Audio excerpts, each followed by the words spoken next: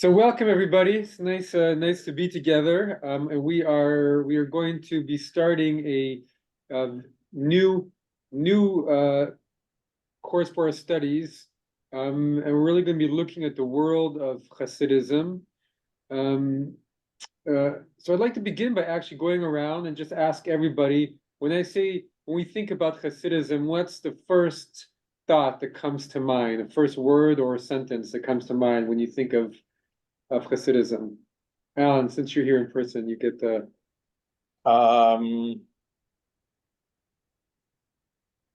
People that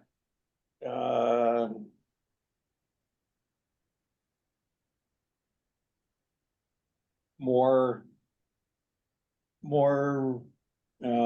observant than most. Okay, nice. Yeah, even they or something. Yeah. Bonnie, do you have what comes to mind? Even more observant than the Orthodox, right? I mean, in Europe they had the Hassids, and then they had the Orthodox. Interesting. Yeah, that's definitely where they are now. David? I think of groups that are more poetic and musical rather than mathematical and structural. Nice way of describing it. Morris? I had read earlier that they were considered heretics when they first started. Yeah. By the Mitnagdim, if I pronounce that. Exactly. Yeah, perfect. Yeah. Yeah, they were the whole of Europe was divided between the Hasidim and the Mitnagdim, and the Mitnagdim and the Hasidim would not marry each other, and even had many, little street battles and fights, and there was a war for the minds of European Jewry, and overall the Hasidim did pretty well in that war. Howard, what comes to mind when we think about Hasidim? For some reason, what comes to mind is dancing. Nice, I love it. Nancy? I think Brooklyn, Skokie, pious, bad driving, ultra conservative. Yeah. Hello, excuse me. I don't know if I'm being heard in this Yes, class. we can hear you. Yes. We can hear you, Judy. Oh, I'm sorry. And what was the question? I joined late because I had trouble. So the question is, even this is the first thing before as we're starting, is what word or sentence comes to mind when we talk about Hasidism? You will call on me too, right? I'm calling on you now. Excellent. Well, how about the hotel next door, which was a hotel that wasn't doing well, and somehow it became a totally Lakewood, Muncie, Brooklyn, Williamsburg, Satmar, and other Hasidic hotel next to me, and literally next door. And my husband lost his sister a week ago, and he's been going to davening. There's a minyan there 3 times a day with easily 2 or 3 times minyanim. So good place to find the minyan. Yes, except you also find shtreimels on Shabbat in the middle of Miami Beach. Shtreimels on Shabbat, and I'm sure you find head coverings and some. Oh no, not only just head coverings, but Yiddish is being spoken in the families, and amazing. And I'm not thrilled, but I can only say that Misnagdim have a very ugly. Well, I don't know what Misnagdim are per se. I would love to know what the translation is. Yeah. Well, very ugly word. Yeah, we'll get to it in a second, but yeah, the Mignagdim really means opponents. But we'll get back to Phil. What about you? What word comes to mind with Hasidim? Oh, before I knew that Judy was on the call, I was going to say that I had learned from her about the Vishnitzer Hasidim and your connection. I hope I'm allowed to say that. Absolutely. And so therefore I thought about very specific ritual practices, like different ways of washing the hands. And then I think of the Hasidim I actually know, and it gets very particular, and they're not all the same.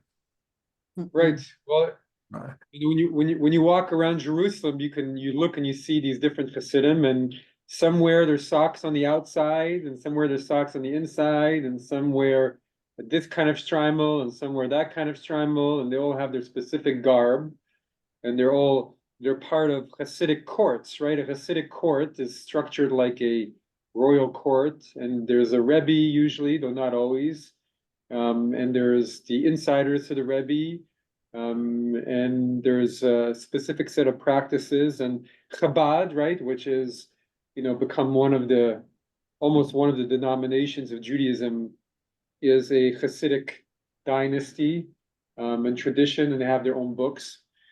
And it's so interesting that so many of us have said, that it's the association is with being very orthodox and being very, very conservative.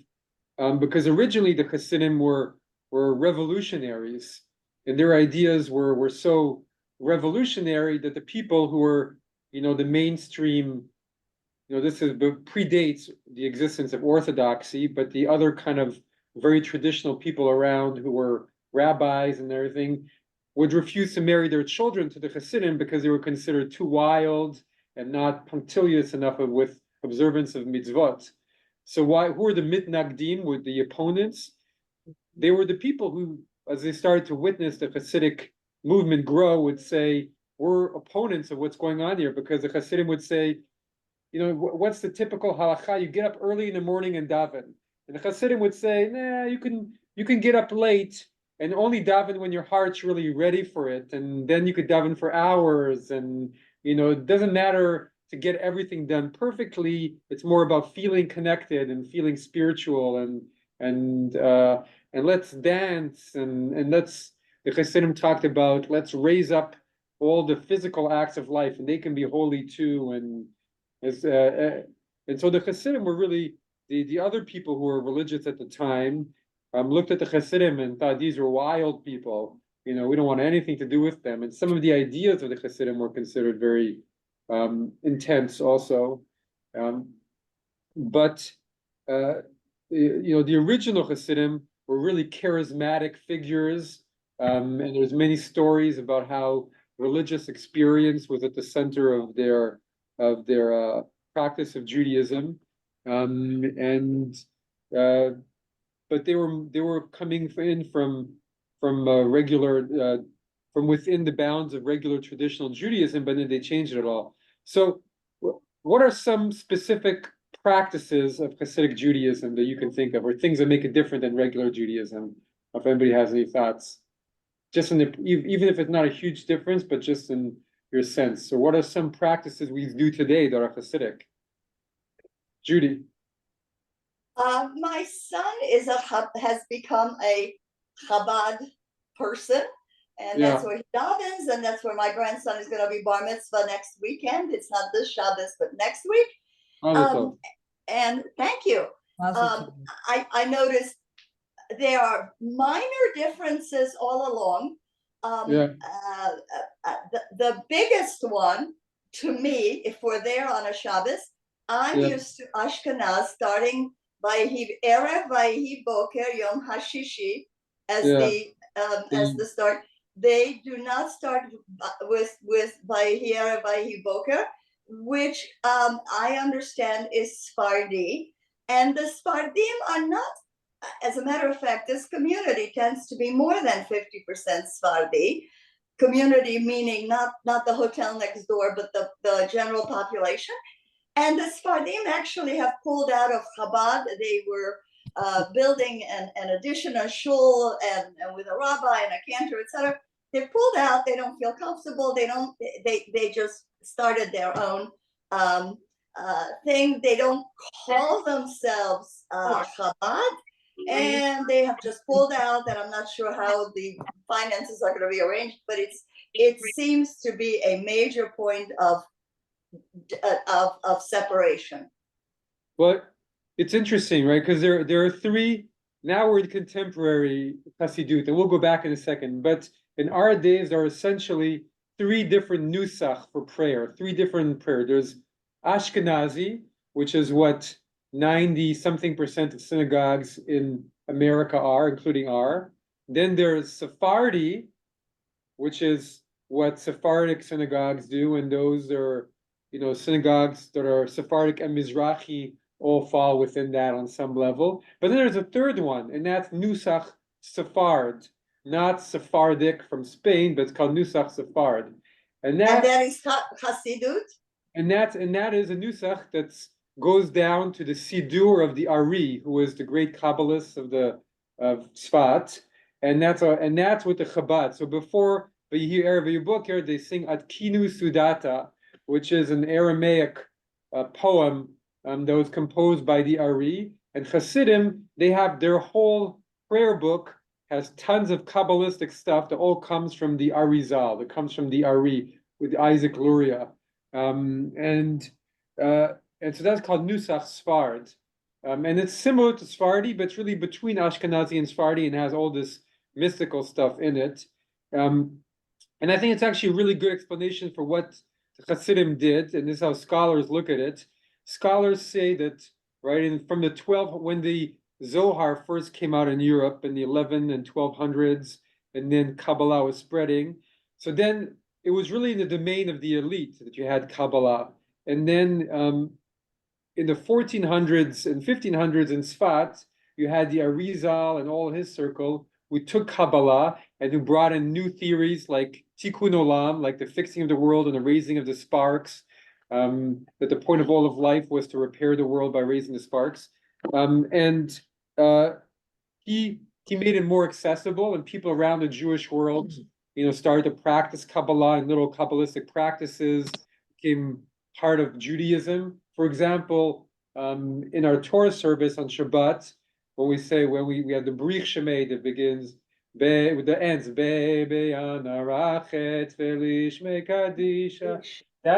that's a passage from the Zohar, and that comes from that period when a lot of Kabbalah came into Judaism, a lot of spirituality, a lot of mysticism, but it still really wasn't practiced in an intense way by your average person.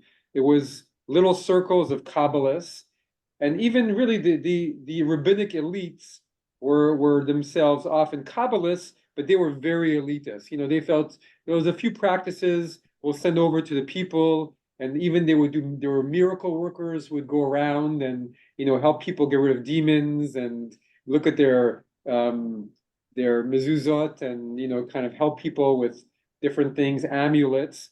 But it was very much an elitist thing. And what the Hasidim did is they took the teachings of Kabbalah and turned it into a path that didn't require all this, complex permutations of the divine name and all these complex meditations. And the Hasidim just took the basic ideas and put it into mainstream Judaism and created a Judaism that's alive with all of these ideas, with spiritual ideas and mystical ideas. And they democratized Kabbalah in many ways. And to give some historical background on Hasidism, and I'll bring a map next time, but basically Hasidism came at a very, very difficult time for the Jewish people, because in the 1600s were a very bad time for European Jewry. After the Jews were expelled from Spain, they went all around the Mediterranean area, but they also moved to Western Europe and eventually to Poland, where they found a safe haven. And they built big yeshivas and thriving communities. But there were two events that really were terribly traumatizing for European Jewry at the time. And I remember first reading about this in the book The Chosen, because at one of it, the father gives this little lecture to his child where he describes some of this. But one is the Kaminsky massacres, which some of you probably heard of in the 1600s, where tens of thousands of Jews were massacred, just the worst pogroms of Eastern Europe probably ever. And this is the late 1600s, mid to late 1600s, all around Poland. And they were so bad that people at the time, the Jews were saying there was a destruction of the first temple, destruction of the second temple, and then there was this destruction. I mean, their communities were just decimated. All their businesses were just plundered. All their wealth was taken. People were just killed, ran completely. It was just horrible. I mean, we have a taste of October 7th of what that might have felt like. And so the Polish communities were decimated physically. But there was also, in the early 1600s, the whole debacle of Shabbatai Tzvi. Have you all heard of Shabbatai Tzvi? Yeah, so Shabbatai Tzvi, right, was the false Messiah who was so believed when he first started being proclaimed as the Mashiach. The people around the Jewish world were literally selling their homes to move to Israel because they thought Mashiach is coming. And the whole Jewish world really believed that Shabbatai Tzvi was the Mashiach. And it just swept, and it was coming at this time of despair, and people were suddenly felt hope, and everybody was just infused with this personality and reports of miracles he was doing. And he was largely, antinomian. He was against the law, but saying we're going to a whole new period for Judaism, where he just swept everybody with him. And then he was a huge disappointment.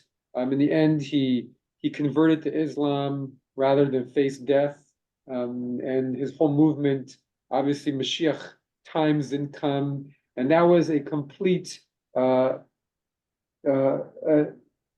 moment of despair for the Jewish people, because they put all their hope on him. This is the moment, amidst all the destruction, they thought Mashiach is coming, and Mashiach did come. And all they were back to was before, which were rabbinic elites in yeshivas. They were stuck in their Talmudic peel pool, in the fine points of rabbinic law, and weren't particularly caring for the people. And the people were just in poverty. Generations of people were killed in the pogroms, Kaminsky massacres. Just a very, very low time. And so it was really a ripe time for the Baal Shem Tov, who was the founder of Hassidism, and for the other Hasidim to come up in Eastern Europe and create a new type of Judaism. And really the Judaism that the Baal Shem Tov created was, first of all, loving and compassionate to poor people. The Baal Shem Tov, there's so many legendary stories about him. It's hard to know, what his life actually like, but we know about him is that he was a simple school teacher who loved his students, and would take his students up into the mountains and teach them. And he wasn't a revolutionary in the sense of Shabbatai Tzvi that was going around calling himself the Mashiach or trying to change everything. He was just trying to bring out, he was incredibly pious and devoted. And throughout the course of his life, people started to see that he would do that Judaism was alive around him, and miracles would happen around him. And he was a poor master. We don't really know much about his life historically, but legend says he had one wife who died, and then later a very wealthy person hired him to be a judge in civil matters because he was a rabbi, and he was so impressive with his wisdom that he married him off to his daughter, and then died, and nobody knew about him marrying off his daughter. And so the Baal Shem Tov went to claim the daughter in marriage, and he's like, "Who are you?" But eventually he's so impressed her as well that she married him, and people began to flock to him. People began to flock to him because of the power of the Judaism that he taught, and the ideas that he was bringing in. So I'm going to share, and as he began to teach his Judaism, there was very, amongst the people, there was very spiritual, there was very mystical. All the Talmudic elites got very angry at him and started to say, whoever goes to the Baal Shem Tov is no longer, accepted as part of the rabbinates, and they heard all the stories of what some of the stuff they were doing. And so the Talmudists got very angry at the Hasidim. And the Hasid, he eventually moved his center because he was growing to Mezebich, which is a city in Ukraine, where disciples gathered around him and became his successors. But I want to share one story of his, because the Hasidim for a long time were known by their stories. Part of their reason is that I think in the post-war period in the 60s and 70s here in America, when spirituality and Eastern religions were becoming big, and Zen Buddhism and Hinduism and yoga, Hasidism had its time too. And Martin Buber came out with his book, The Hasidic Stories, and the Hasidic wisdom and stories had a little bit of a day where it was, caught fire, and young people, not only Jewish, suddenly became interested and wanted to hear about this. But this is a story really from later in his life. But I wanted to share it because it gives us, I think, a really good sense of what kind of person the Baal Shem Tov was. There are many very legendary stories about him, which I don't find them myself easy to connect to. But this is a story about the Baal Shem Tov when he was already well known. And at that time, there was a very learned rabbi whose name was Dov Ber. And Dov Ber heard about this rabbi who was making waves in his area of Ukraine. And that he was teaching a new Torah that nobody had taught before. And he was incredibly learned, and he knew all of Talmud, and knew all of Halakha, and he knew all of Kabbalah too. And he said, well, I'd like to learn something new. So let's see what this Baal Shem Tov, as they're calling him, has to teach me. And so a story goes, he went and he decided to go, and he parted with all of his learning and studies and traveled all the way to where the Baal Shem Tov was. And he knocked on the door, and there he saw the Baal Shem Tov. And the Baal Shem Tov, when he met him, he from the story, and the way he himself wrote this, because we have this in, I think, his handwriting, he found the Baal Shem Tov to be very unimpressive as a person. And he waited for the Baal Shem Tov to start sharing Torah with him, and the Baal Shem Tov didn't share any Torah with him, but started asking him, well, how was your journey? And did your horses eat? And were they fine along the way? And Dov Ber waited patiently, but found that the Baal Shem Tov wasn't really making any sense or giving him any new things. So he decided to go to his quarters.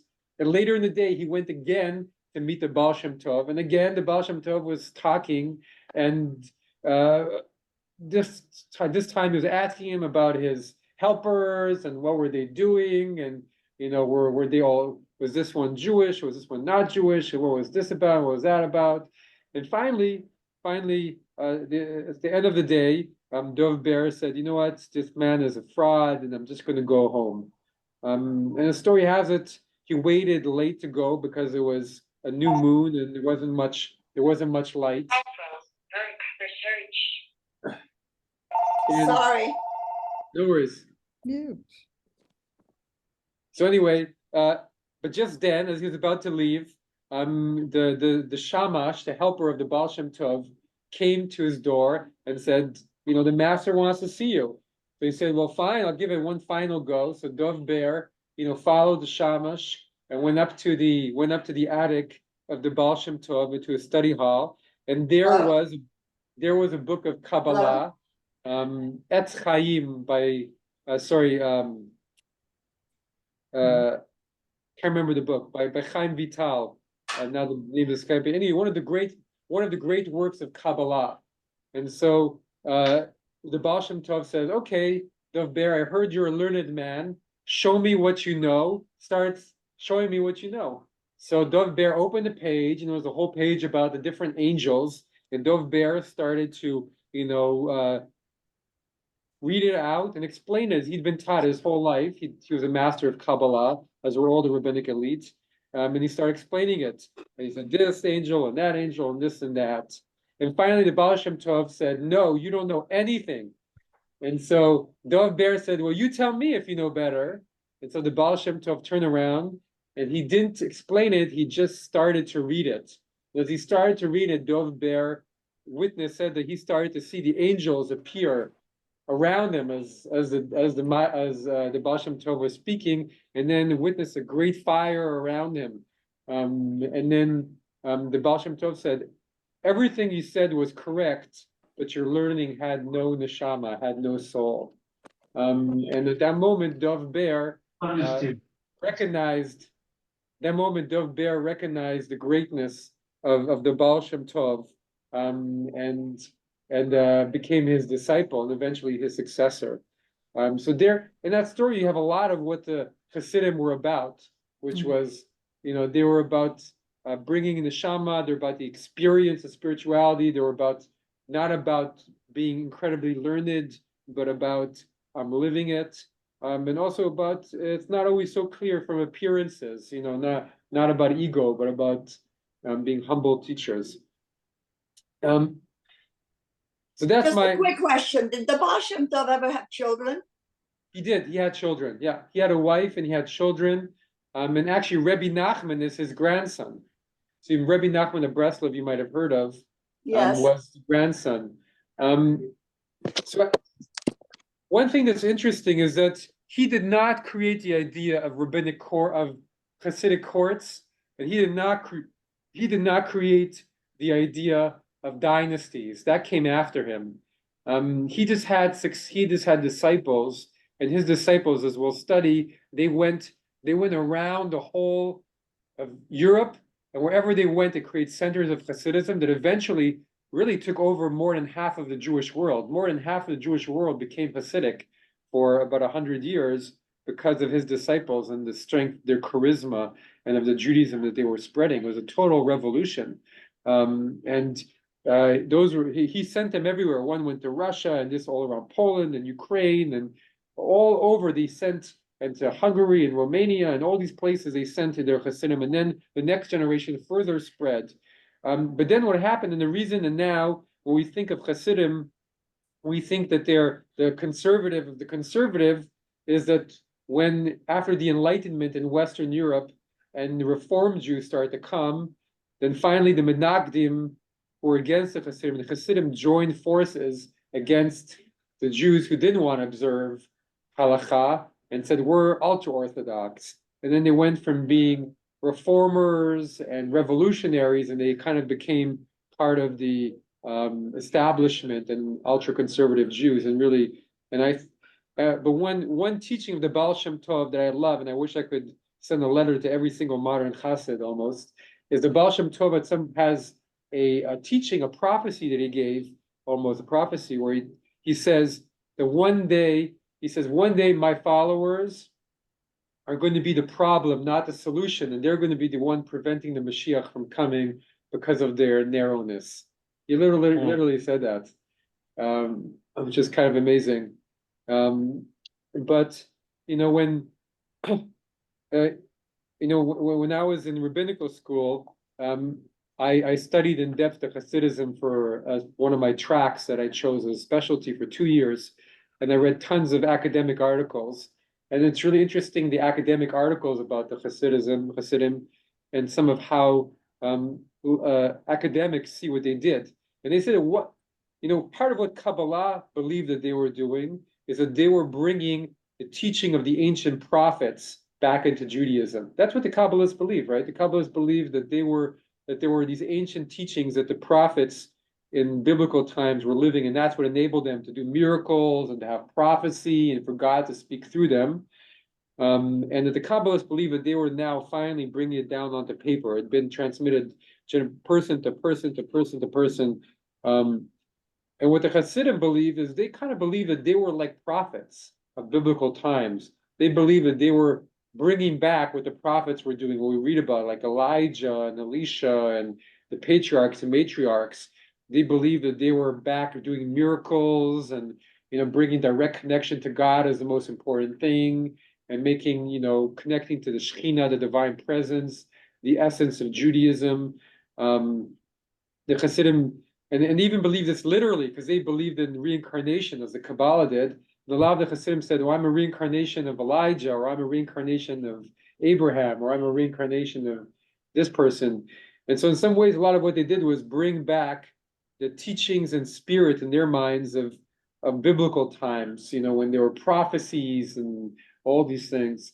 And so there's a kind of like a direct connection between, you know, the almost the powerful spiritual atmosphere that we read about in the Torah and the Tanakh of what they're, and then through Kabbalah, and then to the Hasidim, and them trying to bring it to Judaism.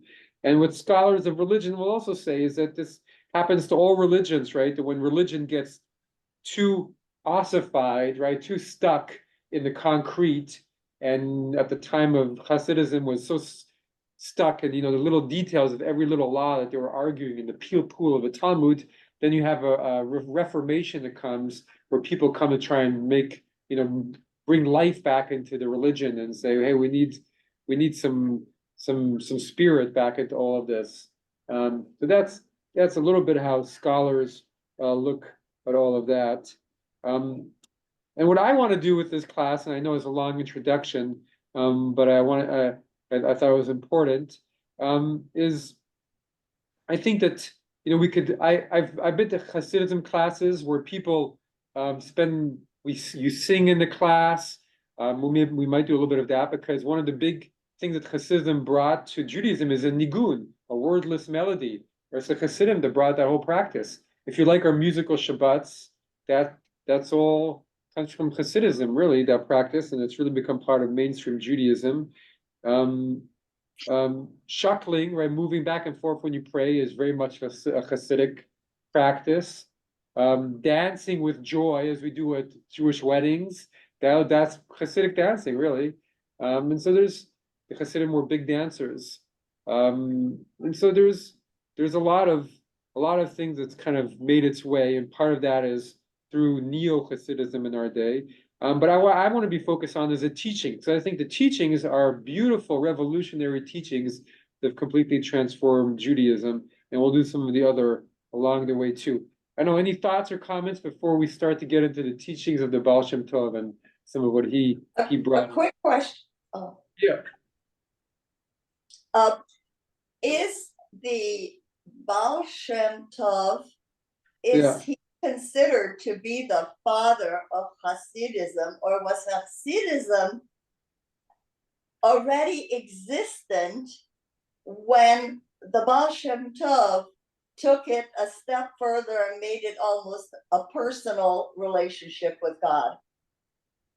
Well, there were small Kabbalistic circles where rabbis would get together and talk about Kabbalistic truths and do a lot of the practices that then became part of Hasidism, like you know, praying, you know, singing and praying so hard and then just going silent at the end and trying to see spirit come into you, or, you know, trying to get into the deeper meanings of the parsha, or saying that every mitzvah has to have a spiritual component to it or it's worthless. So those things were taught, but they were taught in little Kabbalistic circles, and they were miracle workers. Right? What does the Baal Shem Tov mean? The master of the good name.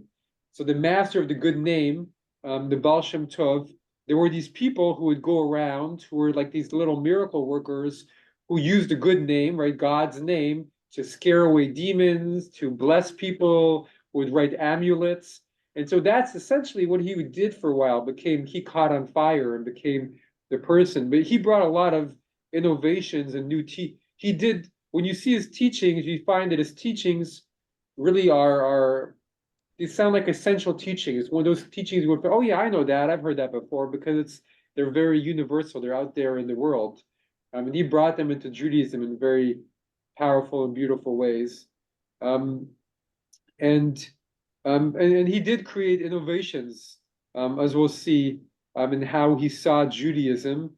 And what he was really successful in doing was integrating it, and through his followers, making it a part of the everyday Judaism that your average person in the shtetl could live. You know, in which the Kabbalists had never done before. You know, it was always something really complicated and obscure.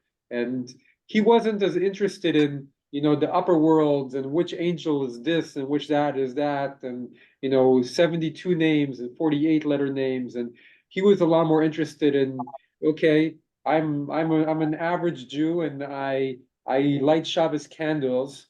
How do I light Shabbos candles in a way that's really connects me to God? And what's the purpose of this whole Judaism we're living anyway? And how do I pray with feeling? And one of the beautiful one of the stories about many stories about Baal Shem Tov is that when he prayed, he had an aura that was so powerful that other people who prayed with him would also get completely swept into the spirit of how he prayed. There's many stories of people just getting swept into his spirit. So he was obviously a very charismatic religious leader, but he was also unbelievably committed to helping poor people. He was the rabbi. They called him the rabbi of the thieves, because thieves and the prostitutes and of all the people who were downcast, they would go to him, and he was there for them. And there's a story of a thief who would go to him every now and then, and he would ask him for the Baal Shem Tov's blessing, and the Baal Shem Tov's blessing would be, my blessing is that you'll be unsuccessful in your work. But he was loving of him, and when he died, they say the thief went to his grave and started crying and saying, who else is going to be the Rebbe for all of us? The people on the periphery of society. And so he was really, and he's the one who taught, when you give money to a poor person, the coin is a letter Yud, your hand is a letter Hey, your outstretched hand is a letter Vav, and the receiving hand is a letter Hey, spelling out Yud Hey Vav Hey, God's name. Wow. Giving charity is bringing God into the world. And so he really works, everything he said, all of that is about bringing God into the world, but he also made it very spiritual. He made it, right, essentially, everything we're doing is about fixing ourselves as a means of making us better vessels for God in the world. And we'll see how broad his teachings were. So anybody else have any thoughts or comments before we continue? I have a question, Rabbi. Yeah. So if I'm understanding this correctly, this is a movement of Northern and Western Europe, of the Eastern Europe more. Eastern Europe, right? Eastern Europe of the Ashkenazim, and it did not affect the Sephardim. Does it affect the Sephardim?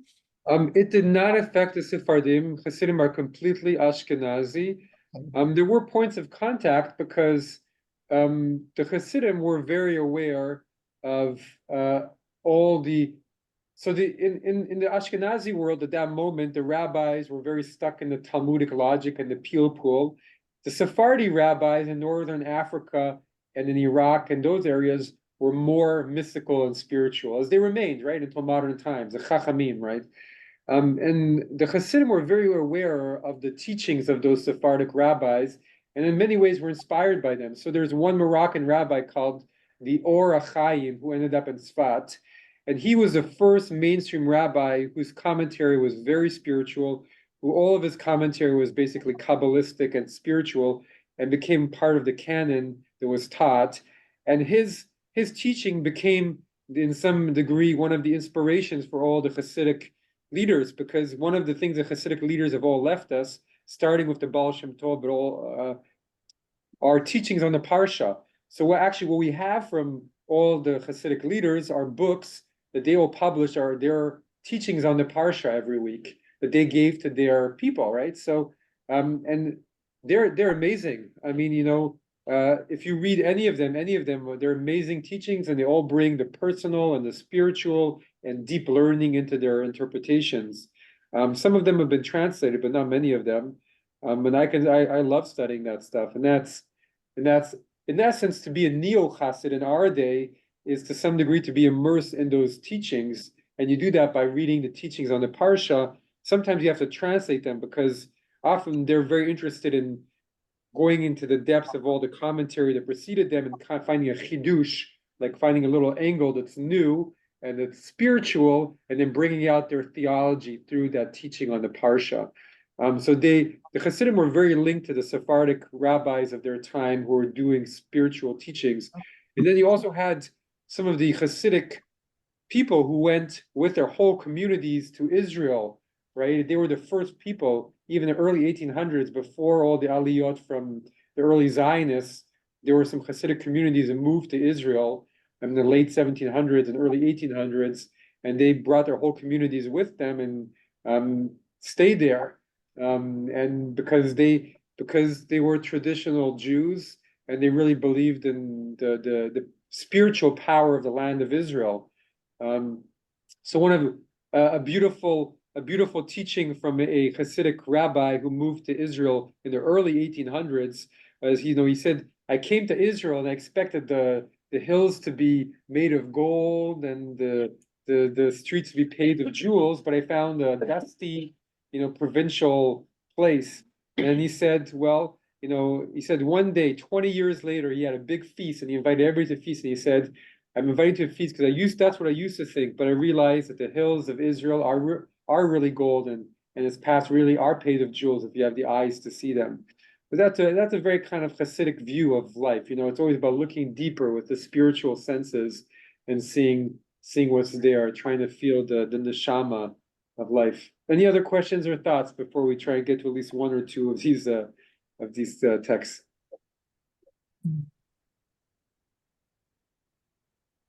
Okay. So let's look. The Baal Shem Tov is the founder of the movement. So he was the founder, and he never came out with a book himself, but all of his students in their books have teachings where they quote him.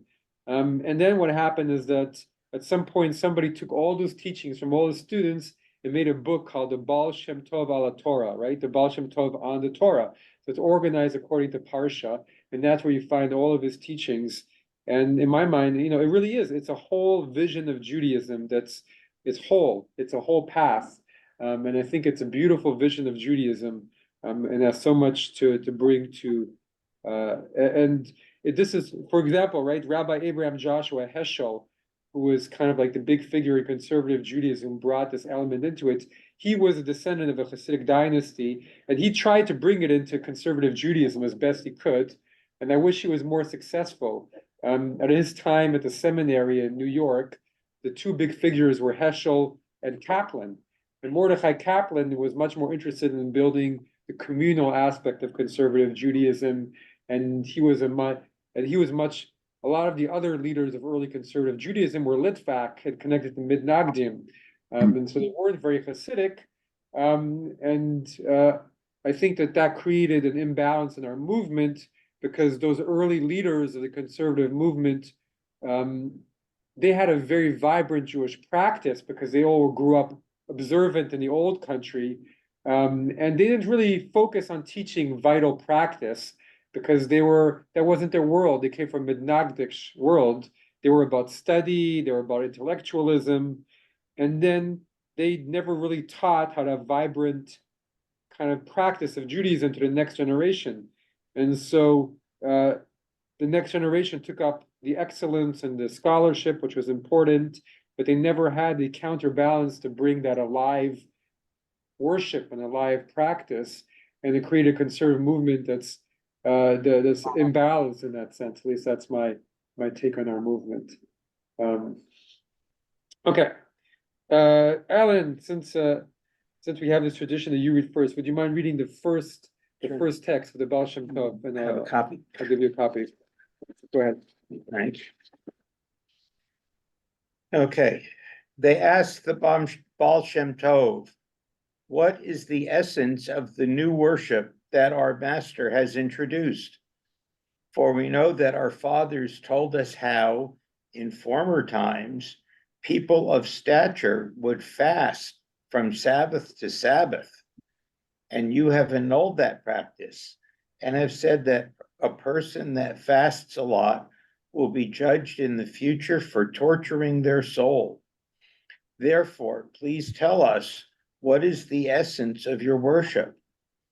The Baal Shem Tov answered them, I came to this world to show another path, where there is no need for self-mortification. In this path, a person strives to attain these three attributes or virtues: love of God, love of Israel, and love of the Torah.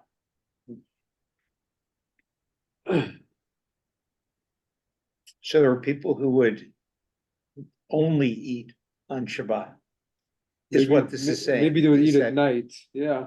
I mean, there was a lot of austerity in Judaism at the time, right? From the study to the fasting to how people would pray, and it was all about awe, right? Even I mean, you see it now in the Haredim, right? What does the Haredim, the name for the ultra-Orthodox, mean?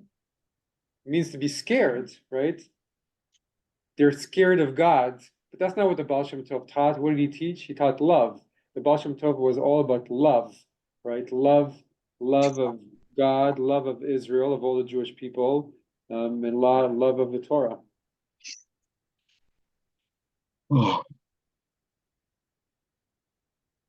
This is not what the sense that I get from contemporary Hasidim at all. Not at all. Maybe it's because I'm a Black person and all of my encounters tend with the Hasidim over the many decades I've encountered them. Maybe it's all been here in the United States, all right, with its peculiar form of racism. I'm very, very surprised to hear that this is a religion of love and spirit, which as a Black person, I can certainly get down with. This has not been my experience at all. This is eye-opening. Yeah, well, I really think that the modern Hasidim have essentially, I mean, they preserved these teachings, but they've gone away from the essence of what it was all about. I mean, it really was at the time to some degree the opposite of what it's become. Now it's become so much about awe, about narrowness, and the whole thing was about making it expansive and loving and open and spiritual, right? And that was and open to everybody. So I really think the modern Hasidim are, part of it is the modern Hasidim feel that to maintain their intense spiritual lives, they have to close themselves off to the modern world. I think that's part of what happened, right? They felt the whole world is changing, and for us to maintain our intense love of God, we have to close down all the modern life. Judy, go ahead. You're on mute. I mean, Judy, you're on mute. Judy, you're on mute. Judy, you're on mute. Judy, you're on mute. Yeah.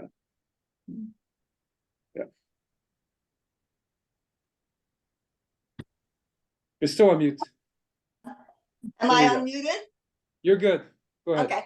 I think some of the issues that you raised, I forget your name. I don't know who Nancy. this person is who is your name. Nancy. What is your name? Nancy Alexander. Oh, thank you. And my name is on the Zoom. Go ahead.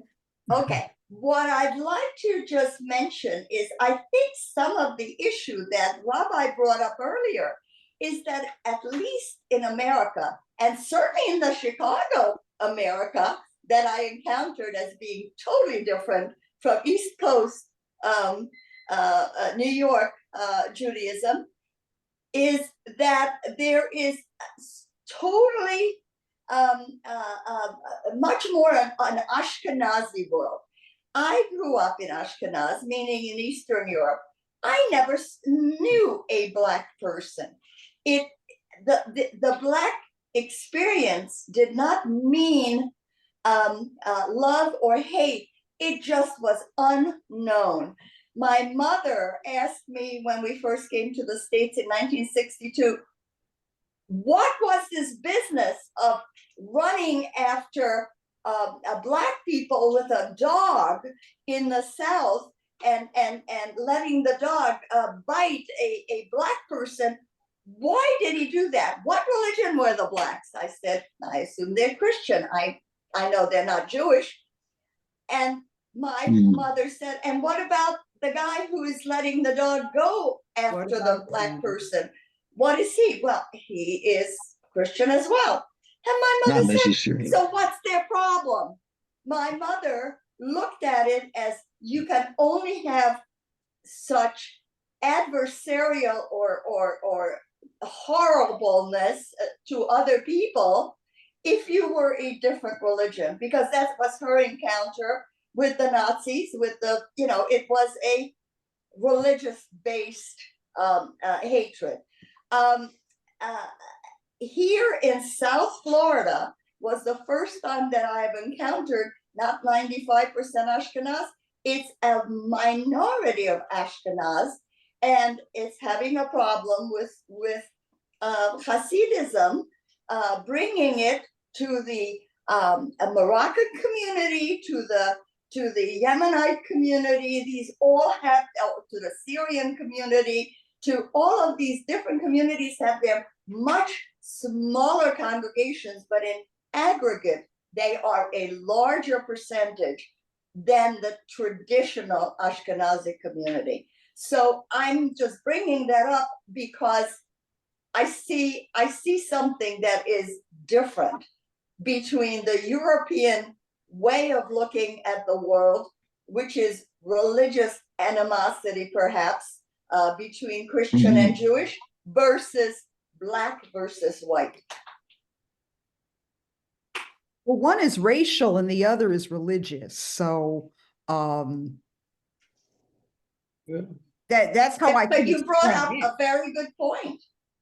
Yeah, well, I think the Hasidim are basically trying to shut out everything that's different. I mean, Reformed Jews are not treated, or conservative Jews are not treated very well either by the Hasidim at this, and at this moment, and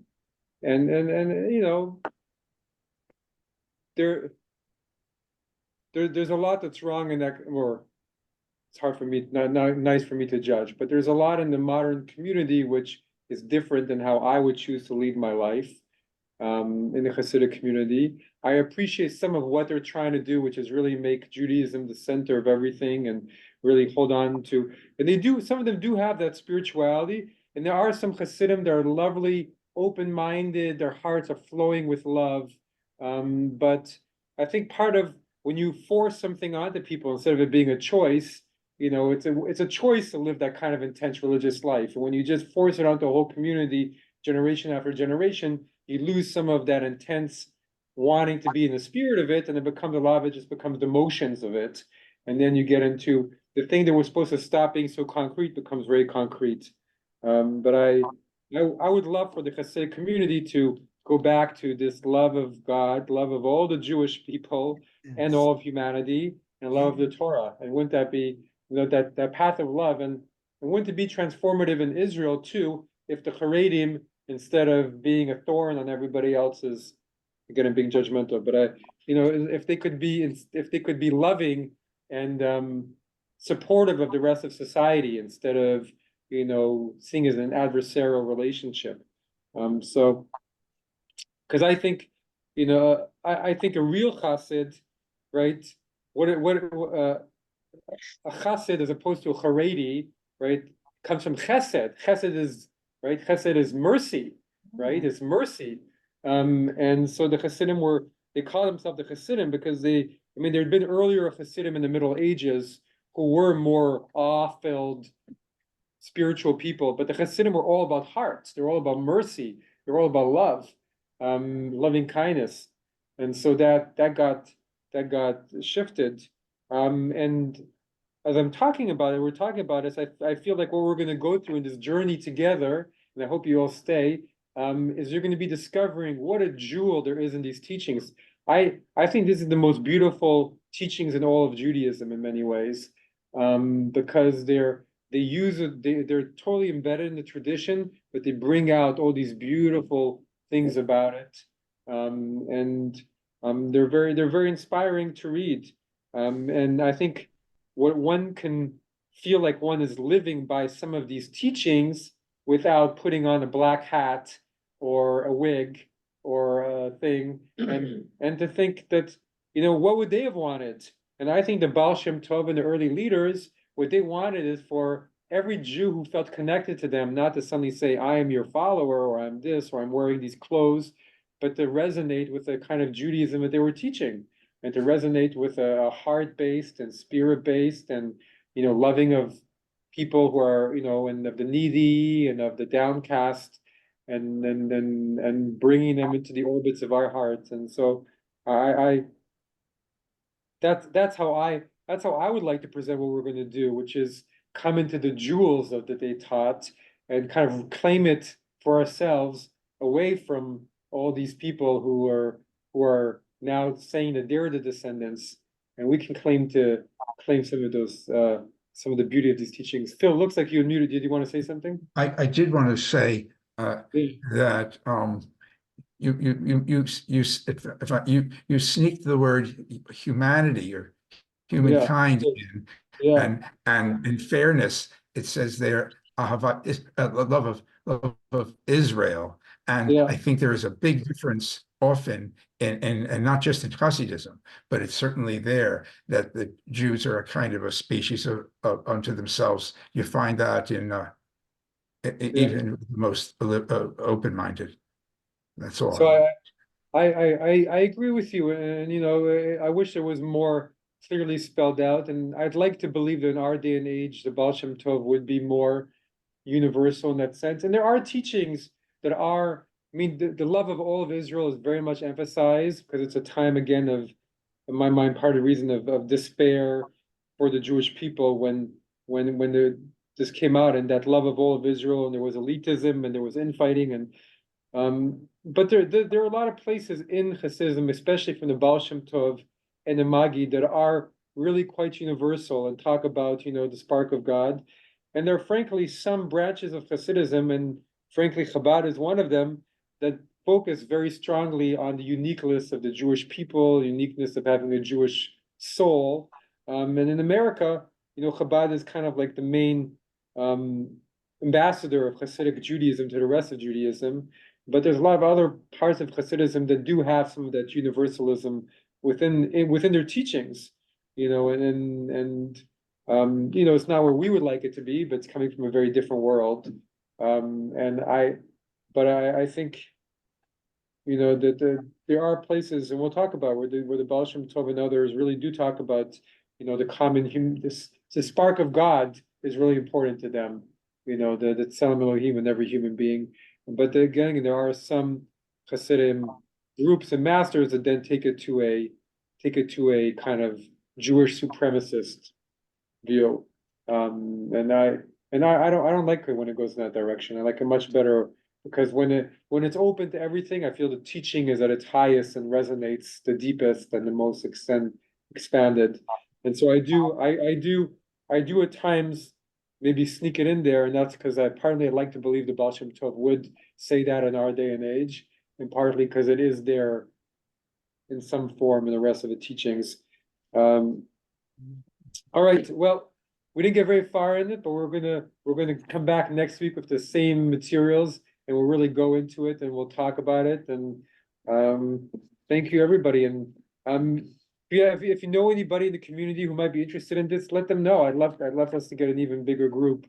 I think it's going to be a really fun journey into all of this. Thank you very much. Thank you. Thank you. Rabbi. Very eye-opening this morning. Thank you. Okay.